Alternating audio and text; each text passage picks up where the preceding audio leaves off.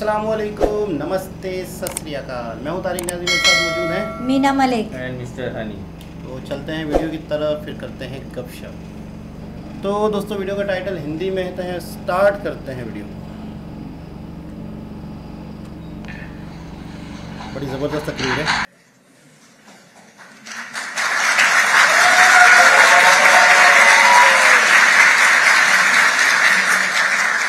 आपने यहां इतना शानदार स्वागत किया है। मैं आप सभी का, पोलैंड की जनता का इस स्वागत के लिए बहुत आभारी हूं।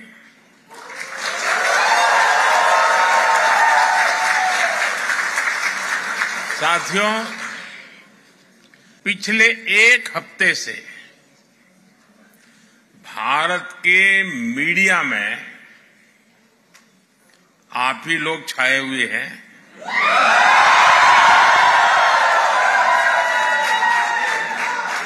पोलैंड के लोगों की खूब चर्चा हो रही है और पोलैंड के विषय में भी बहुत कुछ बताया जा रहा है। और एक हेडलाइन और भी चल रही है और मीडिया में बताया जा रहा है कि 45 साल बाद भारत का कोई प्रधानमंत्री पोलैंड आया है।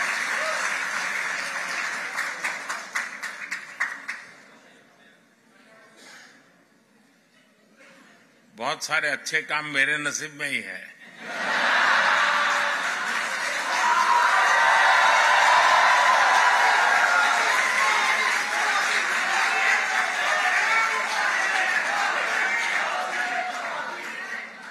कुछ महीने ही पहले मैं ऑस्ट्रिया गया था। वहां भी 4 दशक बाद भारत का कोई प्रधानमंत्री वहां पहुंचा था।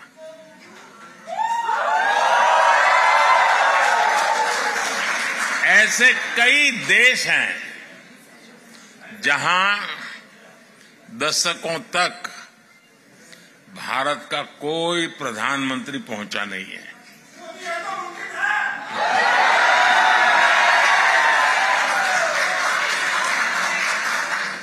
लेकिन अब परिस्थितियां दूसरी है। दशकों तक भारत की नीति थी कि सारे देशों से समान दूरी बनाए रखो। आज के भारत की नीति है सारे देशों से समान रूप से नजदीकी बनाओ।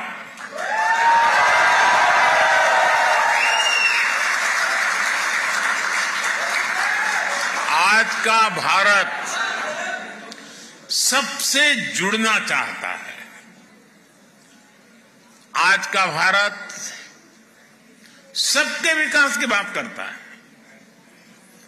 आज का भारत सबके साथ है, सबके हित की सोचता है।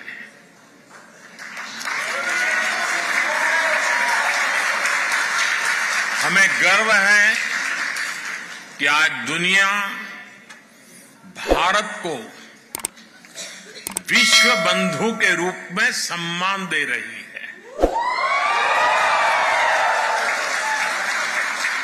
आपको भी यहां यही अनुभव आ रहा है ना? मेरी जानकारी सही है ना?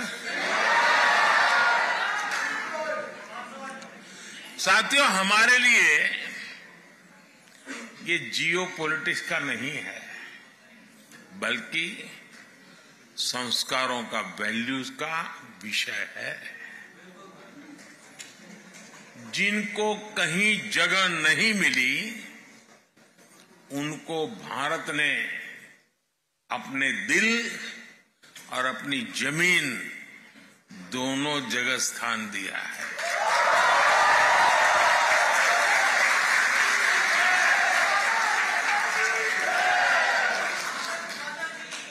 ये हमारी विरासत है जिस पर हर भारतीय गर्व करता है। पोलैंड तो भारत के इस सनातन भाव का साक्षी रहा है।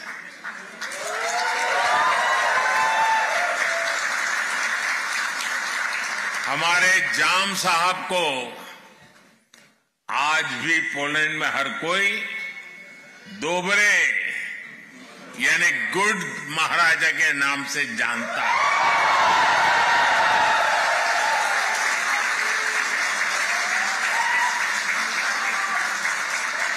वर्ल्ड वॉर II के दौरान जब पोलैंड मुश्किलों से घिरा हुआ था, जब पोलैंड की हजारों महिलाएं और बच्चे शरण के लिए जगह जगह भटकते थे, तब जाम साहब दिग्विजय सिंह, रंजीत सिंह जाडेजा जी आगे आए।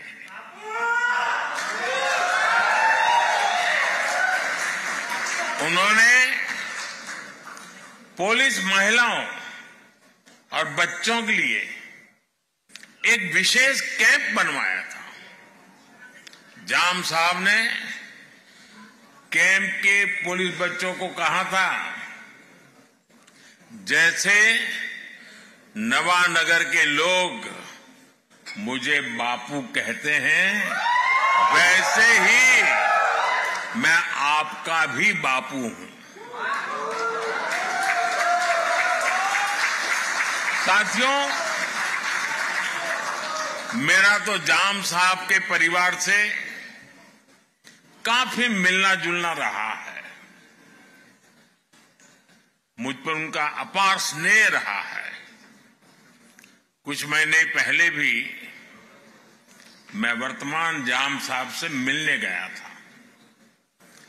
उनके कमरे में पोलैंड से जुड़ी एक तस्वीर आज भी है और मुझे ये देखकर अच्छा लगता है कि जाम साहब के बनाए रास्ते को पोलैंड ने आज भी जीवंत रखा है।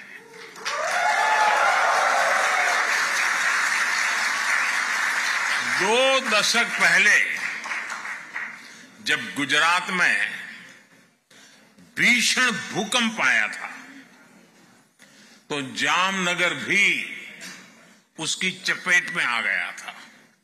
तब पोलैंड सबसे पहले मदद के लिए पहुंचने वाले देशों में से एक था।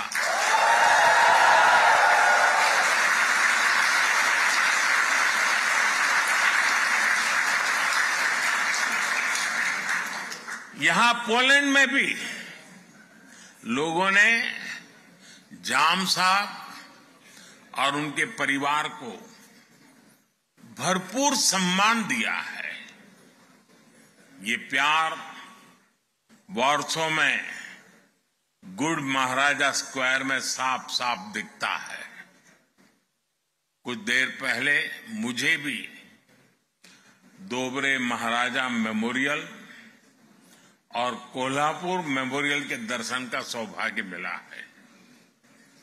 इस अविस्मरणीय घड़ी में मैं एक जानकारी भी आपको देना चाहता हूं। भारत जाम साहब मेमोरियल यूथ एक्सचेंज प्रोग्राम शुरू करने जा रहा है।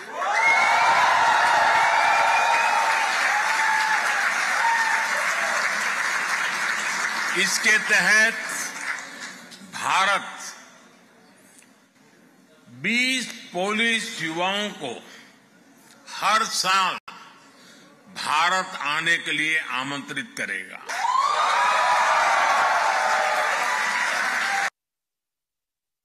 ट्रिब्यूट है।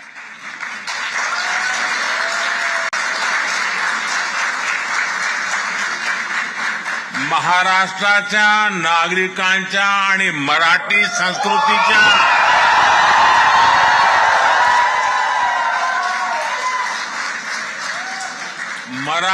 संस्कृतीच्या प्रति पोलंडचे नागरिकांनी व्यक्त केलेला हा सन्मान आहे.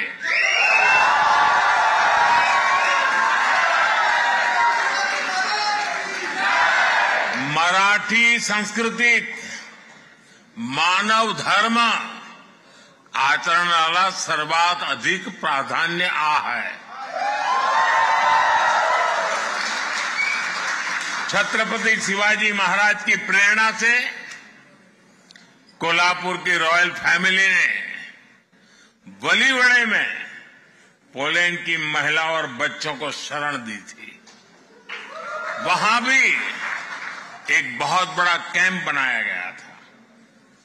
पोलैंड की महिलाओं और बच्चों को कोई तकलीफ ना हो, इसके लिए महाराष्ट्र के लोगों ने दिन रात एक कर दिया था.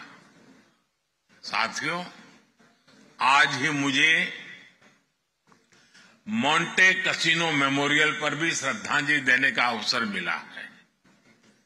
ये मेमोरियल हजारों भारतीय सैनिकों के बलिदान को भी, उनकी भी याद दिलाता है. ये इस बात का भी प्रमाण है कि कैसे विश्व के हर कोने में भारतीयों ने अपना कर्तव्य निभाया है. साथियों, 21वीं सदी का आज का भारत अपनी पुरानी वैल्यूज, अपनी विरासत पर गर्व करते हुए विकास के रास्ते पर आगे बढ़ रहा है.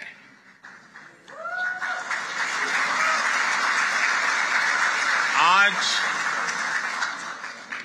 दुनिया भारत को उन खूबियों के कारण जानती है जिसे भारतीयों ने सारी दुनिया के सामने साबित करके दिखाया है. हम भारतीयों को एफर्ट्स, एक्सीलेंस और एम्पैथी के लिए जाना जाता है.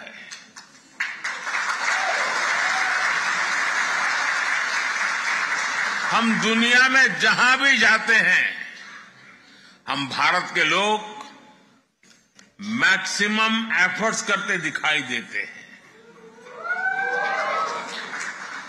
एंटरप्रेन्योरशिप हो, केयर गिवर्स हो या हमारा सर्विस सेक्टर हो, भारतीय अपने एफर्ट से अपना और अपने देश का नाम रोशन कर रहे हैं. ये मैं आपकी बात बता रहा हूं.